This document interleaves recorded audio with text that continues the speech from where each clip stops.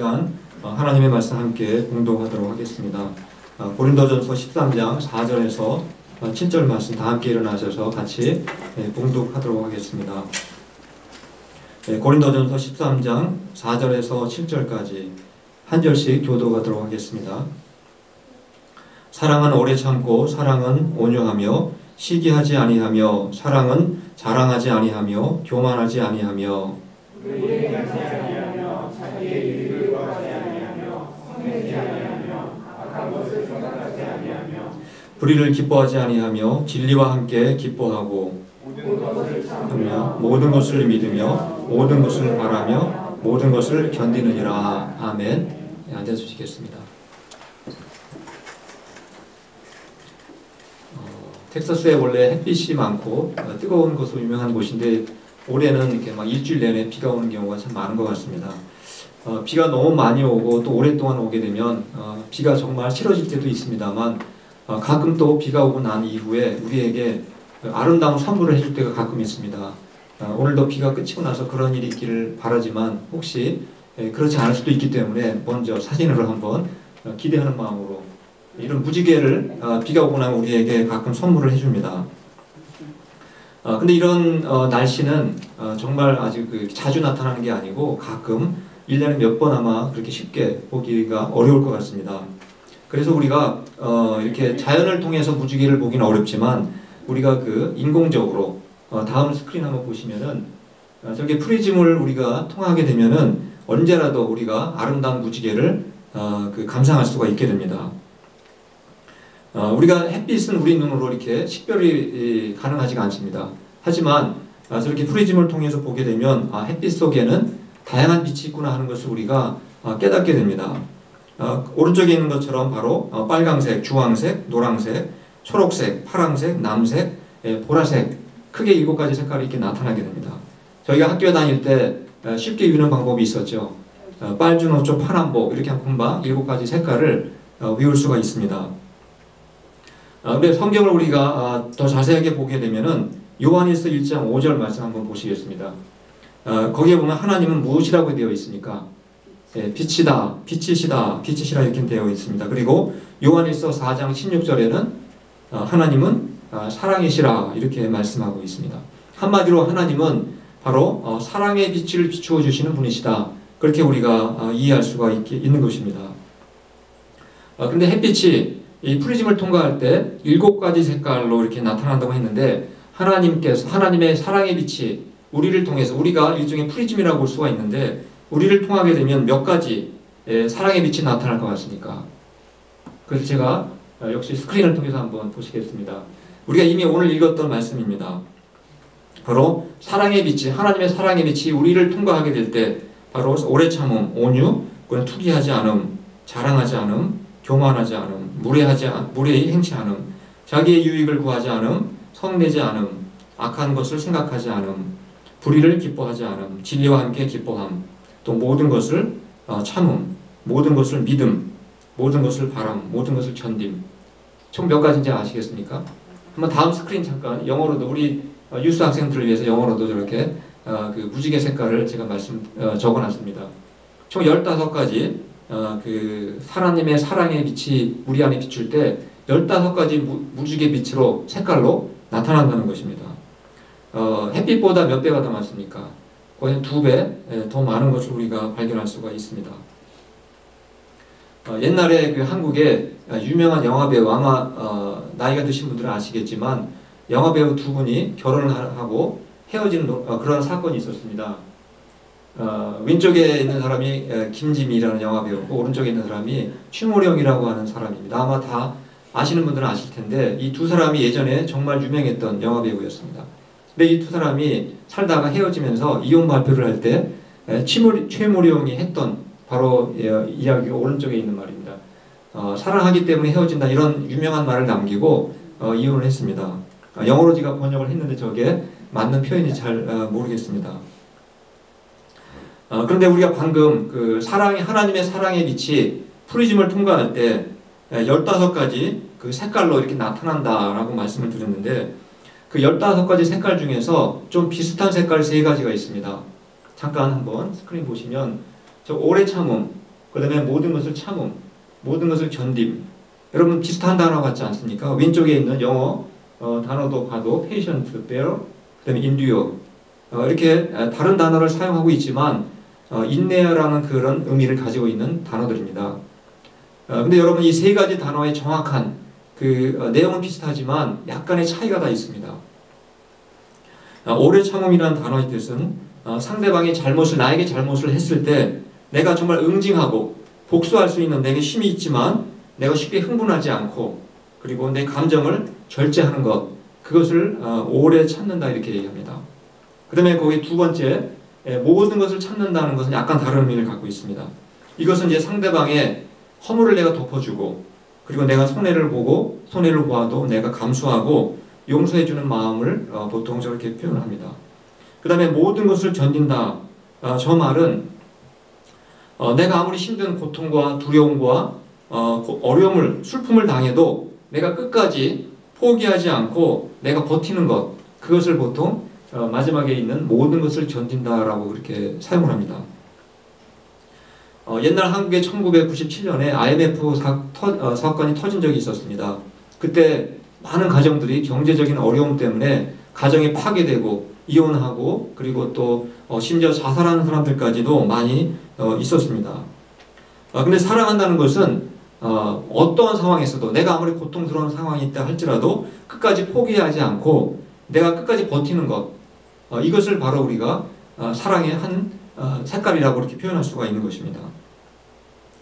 그래서 이렇게 사랑이라는 단어는 세 가지 오래 참음, 모든 것을 참는다, 모든 견딘다고 하는 바로 인내와 관련된 세 가지 빛깔로 나타난다라는 것을 우리가 알 수가 있게 됩니다. 보통 집에서 이제 어린아이를 키우시는 분 중에서 특히 이제 한 서너 살밖에 안 된 앤디처럼 이렇게 어린아이가 있는 집에서 가끔가다 아빠들이 자녀들하고 레슬링도 하고 씨름도 하고 권투도 하기도 합니다. 근데 아빠가 아무리 힘이 세다고 해서 아이의 얼굴에 주먹으로 세게 때린다든가 그리고 집어던진다든가 목을 조르는 그런 행동을 아마 하지 않을 것입니다. 다 힘이 있지만 져주는 척하고 그리고 쓰러지는 척을 해줍니다. 바로 인내한다는 것은 나에게 힘이 있다고 해도 바로 상대방의 잘못에 대해서 내가 내 감정을 폭발하거나 그리고 내가 힘으로 억누르는 것이 아니라 바로 허물을 덮어주고 용서와 허물을 그리고 용서와 관용을 베푸는 것 바로 그것을 인내다 이렇게 우리가 말할 수가 있습니다. 또 인내는 또 한 가지 다른 측면이 있습니다. 내가 힘이 있을 때뿐만 아니라 내가 힘이 없을 때 지금 내가 어려운 환경에 처할 때 내가 고통을 당할 때 내가 경제적으로 또 질병으로 인해서 어려움을 당할 때도 역시 내가 중도에 포기하거나 좌절하지 않고 끝까지 하나님을 의지하고 내가 끝까지 견디는 것 끝까지 버티는 것 바로 그것도 사랑의 한 빛깔 인내라는 것을 우리가 기억을 해야 합니다. 바울이 이처럼 이렇게 사랑의 무지개의 색깔을 이야기한 이유는 바로 이 고린도 교회가 이 사랑의 빛을 통과시키는 프리즘 역할을 해야 되는데 사랑의 빛을 막아버리는 그런 역할을 했기 때문에 교회가 어둠과 혼란에 빠지게 되었기 때문이었습니다. 왜 그런 일이 발생을 하게 됐는지 몇 가지 예를 들어서 한번 잠깐 설명을 해드리겠습니다. 오늘날은 우리가 교회에서 예배를 드릴 때 남자 여자 구분 없이 아무데나 또 앞에나 뒤에나 어디 앉아서나 예배를 드려도 아무런 상관이 없습니다. 자유롭게 앉아서 예배를 드릴 수가 있습니다. 그런데 옛날 한국의 조선말 그때는 예배를 드릴 때 그렇게 지금처럼 예배를 드릴 수가 없었습니다. 그때 예배드리던 그 예배당의 모습을 잠깐 한번 보실까요? 왼쪽에 있는 거는 한 예배당인데 중간에 뭐가 있습니까? 칸막이가 있습니다. 그래서 남자는 왼쪽 또는 오른쪽 여자 남자가 서로 이렇게 나눠서 예배를 드려야 됩니다. 지금도 저렇게 예배를 드리는 교회가 있다고 합니다. 보니까 저 시계가 있죠. 저거는 조선시대 때는 저런 시계가 없었을 텐데 요즘에도 저렇게 남자 여자를 구분해서 드리는 데가 있다고 하지만 거의 그런 데가 없죠. 그러나 옛날 100년 전에는 저렇게 남자 여자를 나누어서 예배를 드렸고 또 오른쪽에 나와 있는 것처럼 아예 방을 따로 만들어서 남자가 들어가는 방, 여자가 들어가서 예배를 드리는 방을 이렇게 구분해 놓고 목사님은 가운데에서 양쪽을 바라보면서 그렇게 예배를 드렸던 바로 그런 시절이 있었습니다. 그런데 저런 시절에 남자가 여자가 있는 쪽에 가서 앉아서 예배를 드린다든가 반대로 여자가 남자 있는 쪽에 가서 예배를 드리면 어떻게 되겠습니까? 물론 지금 같으면 아무 상관이 없었겠지만 그 당시 사람들, 그 당시 교회를 다니지 않던 사람들이 교회를 와봤더니 남자 여자가 저렇게 나눠서 앉아 있지 않고 막 여기저기 흩어져서 같이 예배를 드리고 있는 모습을 본다면 교회를 향해서 뭐라고 했겠습니까? 정말 무례하고 예의도 없는 사람들이 모이는 것이 교회구나 하고 교회를 비난하고 그리고 교회를 조롱하고 아마 욕을 했을 것입니다. 그러면 교회가 전도를 해도 전도가 되지 않는 것입니다. 고린도 교회 당시에는 저렇게 남자 여자를 이렇게 나누어서 예배를 드리지는 않았습니다. 그리고 중간에 칸막이도 있지 않았습니다. 그런데 그 당시는 좀 우리와 또 다른 문화를 갖고 있었습니다. 바로 그것이 고린도전서 11장 5절 말씀입니다. 한번 보실까요? 한번 같이 읽어보겠습니다. 시작. 무릇 여자로서 머리에 쓴 것을 벗고 기도나 예언을 하는 자는 그 머리를 욕되게 하는 것이니 이는 머리를 민 것과 다름이 없음이라. 바울은 여자들이 교회에서 기도하거나 또 예배를 드릴 때 머리에다가 그렇게 수건을 쓰고 머리를 가리라 그렇게 명령을 하고 있습니다. 그런데 저렇게 머리를 가리고 있는 것이 얼마나 답답하고 얼마나 그리고 답답하고 그리고 정말 번거롭고 불편했겠습니까? 그래서 고린도 교회의 여자 성도들 중에서 이런 사람도 있었습니다. 교회 안에서는 남자 여자 차별을 하지 않는 곳이 교회인데 구태여 교회에서까지 와서 내가 머리를 가리고 답답한 채로 예배를 드리는 게 맞느냐 그렇게 의문을 제기하는 사람들이 있었습니다. 그 말이 결코 틀린 말은 아닙니다. 교회 안에서는 남자나 여자나 부자나 가난한 자나 차별이 없기 때문에 자유롭게 예배를 드려도 아무 상관이 사실은 없는 것입니다. 그런데 문제는 바로 고린도 교회 당시에 일반 사회의 일반 여자들의 경우에는 정숙한 여자들은 다 저렇게 머리에 저런 걸 쓰고 다녔다는 사실입니다. 그것이 그 당시 문화 속에서는 예의 있고 그리고 예의 범절을 갖추고 있는 단정한 사람의 옷차림이었다는 사실입니다. 그리고 그 당시에 또 한 가지 특이한 것은 머리에 아무것도 쓰고 다니지 않는 여자들도 물론 있었습니다. 어떤 사람들이었냐면 요즘으로 따지면 술집에서 일하는 여자들은 저런 걸 쓰고 다니지 않았습니다. 그래서 그 당시에는 예의를 갖춘 여자들은 반드시 머리에 저렇게 무엇인가 수건을 쓰고 다녀야만 그것이 그 당시 사람들에게는 가장 정상적인 모습이었던 것입니다. 그런데 교회 안에서 고린도 교회 안에서 바로 기도하며 말씀을 전하던 바로 여자 성도들이 머리에 아무것도 쓰지 않고 있으면 교회 밖의 사람들이 어떻게 생각을 했겠습니까? 아까 조선시대 말처럼 똑같은 것입니다. 정말 교회 다니는 사람들은 예의도 없고 무례한 사람들이라고 아마 욕을 했을 것입니다. 그리고 전도를 해도 그런 곳에는 가지 않겠다라고 하며 거부했을 가능성이 많은 것입니다. 지난주에 저희가 말씀드렸듯이 우리 그리스도인들은 믿음 안에서 얼마든지 우리가 자유와 권리를 주장하고 누릴 수가 있습니다. 그럼에도 불구하고 때로는 우리가 다른 사람들의 유익을 위해서 내가 가진 자유와 권리를 제한하거나 또는 내가 포기할 수도 있어야 한다는 사실을 지난주에 말씀드렸습니다. 바로 바울은 고린도 교회 여자 성도들이 얼마든지 머리를 수건을 벗어버리고 또 자유롭게 예배를 드릴 수 있는 자유가 있었지만 그럼에도 불구하고 머리에 수건을 쓰라고 한 것은 바로 그 당시 문화 속에서 그것이 예의 있는 행동이었기 때문에 그렇게 명령을 한 것이었습니다. 바로 그렇게 우리가 우리 시대의 문화를 존중하면서 예의를 갖추는 것, 그것도 역시 사랑의 무지개 빛깔 중에 하나라는 사실입니다. 한번 보실까요? 바로 무례히 행치 않는다는 것, 저것도 바로 주님의 사랑을 받은 사람이라면 우리가 항상 예의를 갖추고 그리고 무례히 행동하지 않는 것, 그것이 당연하다는 사실입니다. 우리가 교회 안에서 이렇게 같이 오랫동안 몇 년 동안 생활을 하다 보면은 서로 친하게 됩니다. 그리고 서로 허물없이 지내게 되고 정말 형제자매처럼 형제자매로서 그렇게 우리가 지내게 됩니다. 근데 그러다 보면 우리가 나도 모르게 말을 함부로 할 때가 있습니다. 그래서 사실은 우리가 가까우면 가까울수록 더 예의를 지키고 존중하는 것이 바로 우리가 형제에 대한 사랑을 표현하는 방법 중에 하나라는 사실입니다.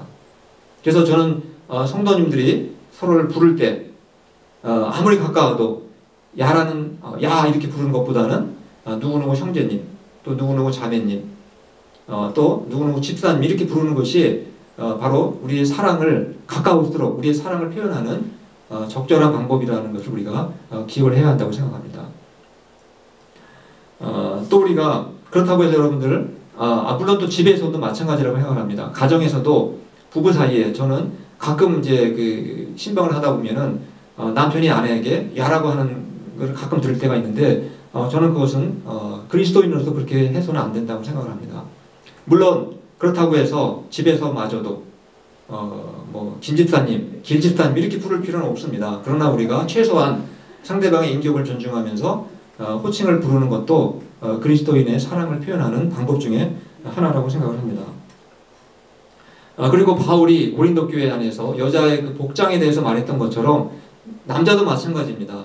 남자도 여자나 남자나 마찬가지로 오늘날 우리가 살고 있는 이 시대 속에서 가장 단정하고 가장 정숙한 그런 옷차림을 가지고 하나님을 예배하는 것이 바로 사랑을 표현하는 방법 중에 하나라는 것을 우리가 항상 기억을 해야만 하는 것입니다.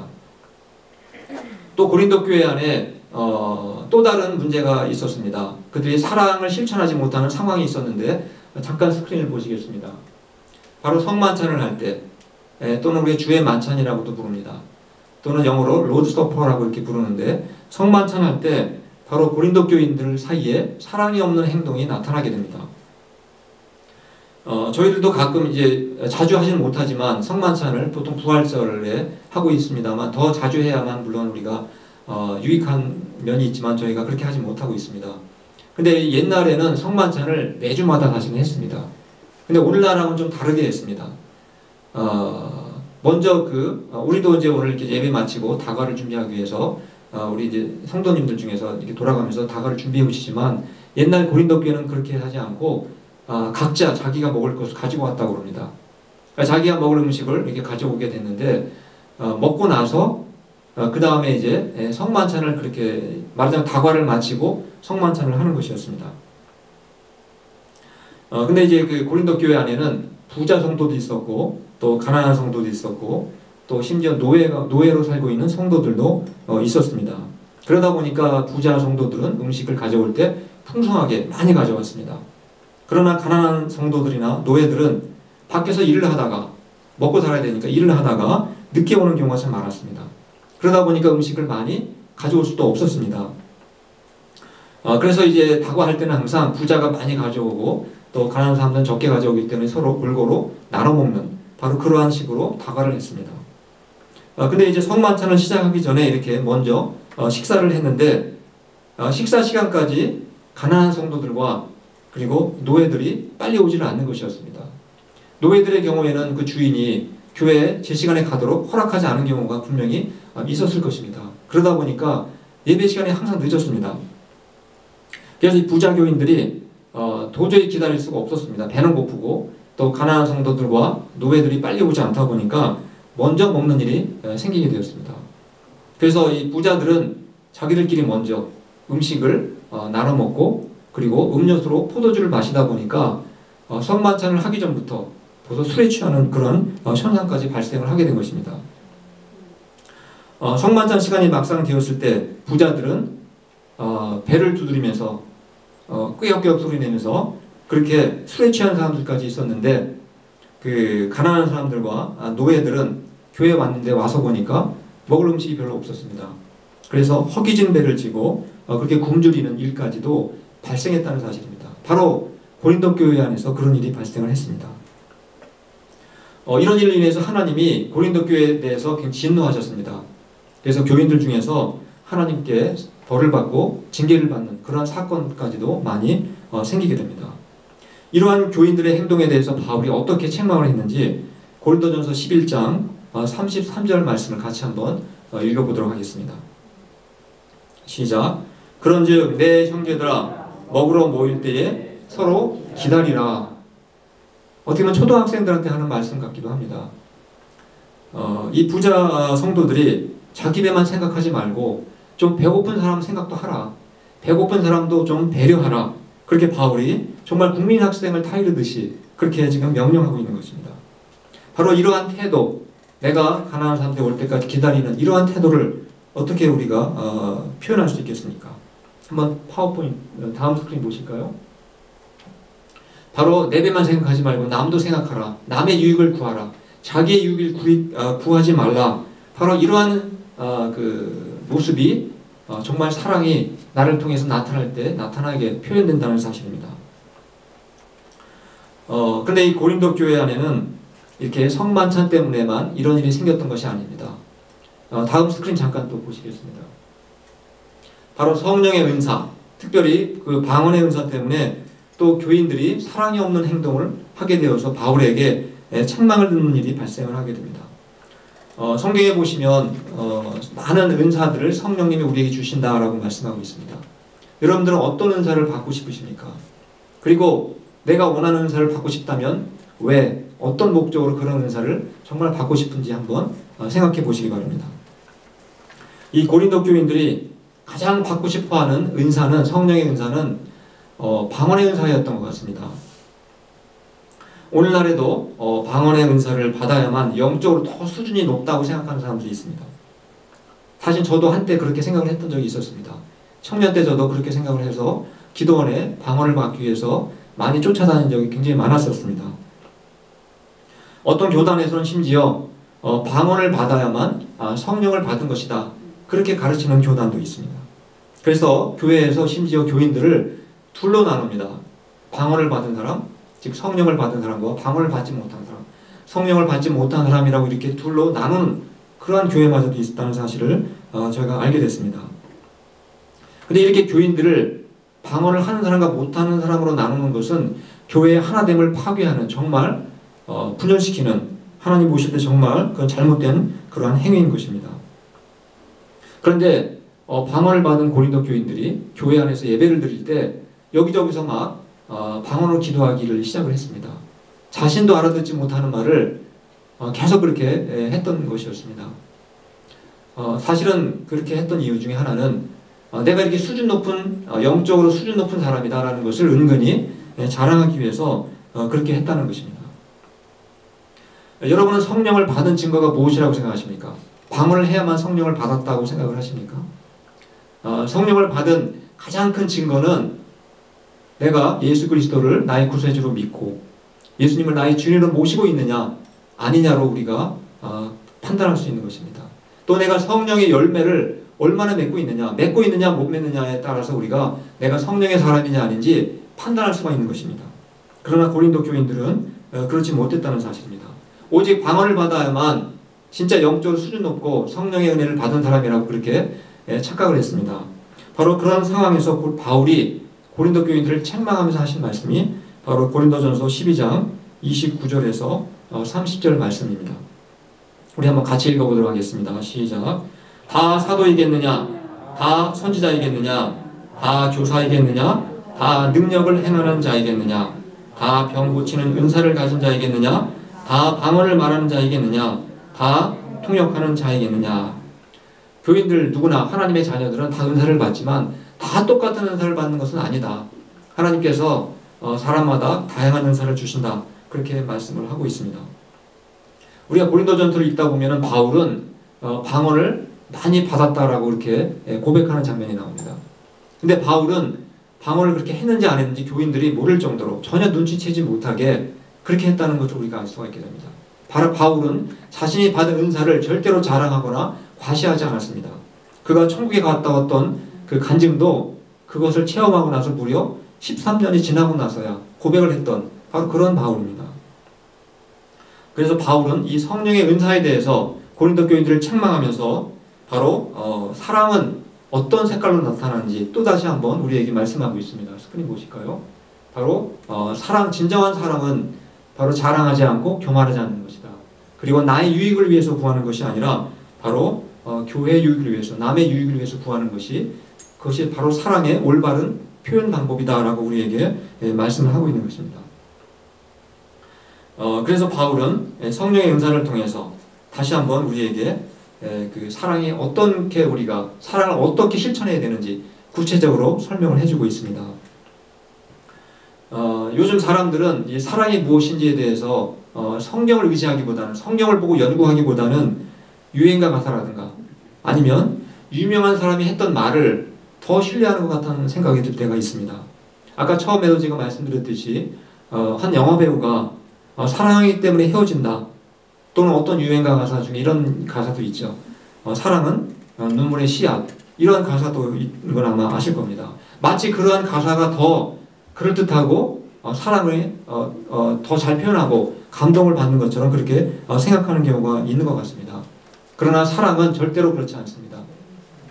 사랑은 믿음과 소망을 가지고 끝까지 참고 인내하는 것이 사랑이지 내가 싫다고 그건 헤어지는 것이 아니다 라는 것을 우리가 알 수가 있습니다. 또 사랑은 눈물의 씨앗이 아니라 진리와 함께 기뻐하는 것이다. 그렇게 성경은 말씀하고 있습니다. 아까 처음에 제가 사진에서 보여드렸지만 햇빛이 프리즘을 통과할 때 7가지 아름다운 무지갯빛으로 나타나는 것을 우리가 볼 수가 있었습니다. 마찬가지로 우리들은 어떤 빛을 받은 사람들입니까? 햇빛만 받는 것이 아니라 우리는 바로 하나님의 그 사랑의 빛을 받은 사람들입니다. 그런 사람들을 우리가 성도라고 하는 것이고 그리스도인이라고 하는 것입니다. 따라서 성도들은 우리가 기쁠 때나 또 슬플 때나 그리고 우리가 평안할 때나 또 내가 고난과 고통을 당할 때나 언제든지 우리는 하나님의 사랑의 빛을 사랑의 무지개 색깔을 우리를 통해서 계속해서 드러내고 나타내야 된다는 사실입니다. 저는 저희 모든 성도님들이 우리 영적인 프리즘이 되어서 하나님으로부터 받은 이 사랑의 빛을 우리 형제와 이웃들에게 우리가 밝게 비추어 주시고 또 아름다운 삶을 살아가시기를 간절히 축원합니다. 이 시간 우리 말씀을 기억하시면서 찬송가 함께 부르시고 기도하겠습니다.